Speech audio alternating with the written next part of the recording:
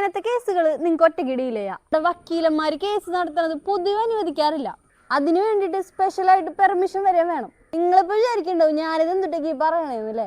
പറഞ്ഞു വന്നത്, പഞ്ചായത്തോ മുനിസിപ്പാലിറ്റിയോ കോർപ്പറേഷന്റെയോ ഭാഗത്തുനിന്ന് നിങ്ങൾക്ക് എന്തെങ്കിലും രീതിയിലുള്ള അനീതികൾ നേരിട്ടെന്നിരിക്കട്ടെ, LSGDയുടെ ഓംബുഡ്സ്മാന് നിങ്ങൾക്ക് നേരിട്ട് പരാതി കൊടുക്കാം.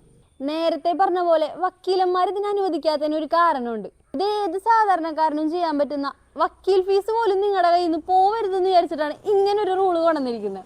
ഇതിനായിട്ട് നിങ്ങൾ പരാതി ഡീറ്റെയിൽഡ് ആയിട്ട് വെള്ളക്കടലാസിൽ എഴുതിയതിനു ശേഷം ഫോം A ഫില്ല് ചെയ്ത് കൊടുത്താൽ മതി. ഈ പറഞ്ഞ ഫോം A നമ്മുടെ പഞ്ചായത്തിലോ മുനിസിപ്പാലിറ്റിയിലോ കോർപ്പറേഷനിലോ കിട്ടും. അതും പോരെങ്കിൽ നെറ്റിൽ നിന്ന് ഡൗൺലോഡ് ചെയ്ത് എടുക്കാനുള്ള ഓപ്ഷൻ ഉണ്ട്.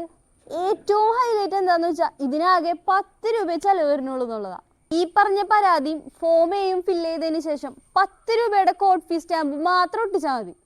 നിങ്ങൾക്ക് ഈ പറഞ്ഞ പരാതി രജിസ്റ്റേർഡ് ആയിട്ട് ഈ കാണിച്ചിരിക്കുന്ന അഡ്രസ്സിൽ അയച്ചാൽ മതി.